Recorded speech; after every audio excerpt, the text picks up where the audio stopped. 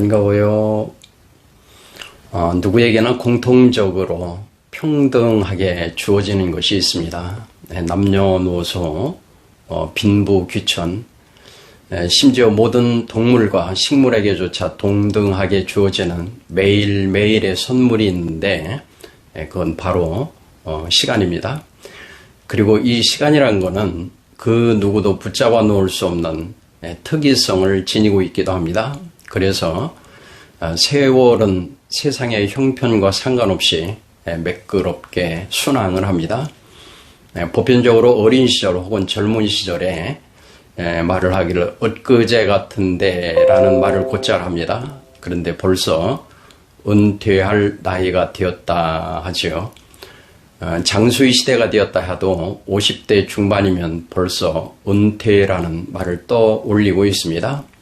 우리가 사용하는 은퇴는 직업에서 물러나거나 사회활동에서 손을 떼고 한가히 지냄이라고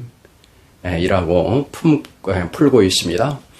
이미 모든 것에서 끝났다는 느낌을 받게 합니다. 그래서 나이가 들어가면 은퇴와 함께 비빔밥이 되어서 오는 양념이 늙어간다. 늙었다라는 표현을 쉽게 하고 있습니다. 언어가 주는 느낌은 무언가 폐물이 되어가는 듯한 힘이 빠지는 말들입니다. 그런데 영어에서 보면 retire라는 말을 씁니다. 타이어를 다시 바뀌어 단다는 뜻으로 해석해서 다시 새롭게 출발한다는 소망을 심고 있습니다.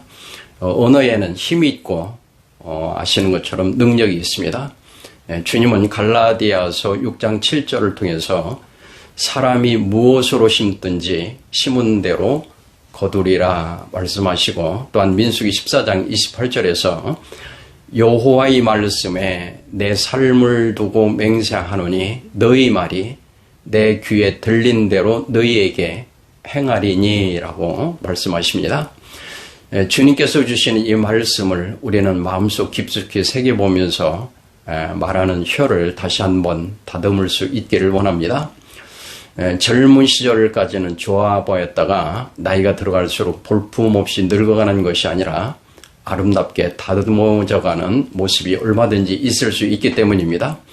성경의 인물들을 보면 구약시대에는 대체적으로 처음에는 좋았다가 세월이 흐른 후 나쁜 모습이 되는 경우를 많이 보아왔습니다. 그러나 신약시대의 인물들을 보면 처음에는 엉터리 같은 사고와 사고 뭉치로 살았지만 나이가 들어갈수록 주님 앞에 멋지게 다듬어져 쓰임받는 경우로 변화되어 가는 것이 대부분을 차지하고 있습니다.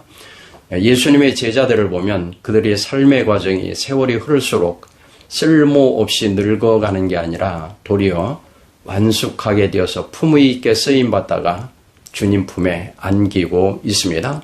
그 모습은 바로 늙음이 아니라 내적 외적으로 보기 좋게 익어가고 있기 때문입니다. 이제 우리는 늙어간다는 언어에서 익어간다로 입술을 다듬었으면 합니다. 느낌에서도 익어간다는 것은 볼수록 좋아 보이고 더욱 쓰임받을 수 있는 공간을 확보하고 있음을 보게 됩니다. 주님은 푸릇푸릇한 자를 쓰시는 것이 아니라 익은 자를 사용하고 계십니다. 우리도 과일을 따게 될 때 익지 않은 것을 따는 것이 아니라 노릇노릇하게 잘 익은 과일을 따서 활용을 합니다.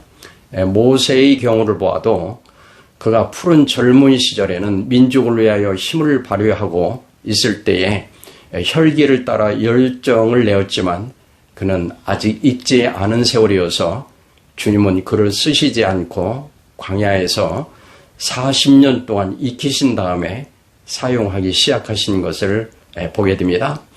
실제 삶의 여정을 보아도 푸른 시절에는 힘과 혈기 등으로 무엇인가를 하려고 하지만은 그때는 실수투성이로 시간을 소모합니다.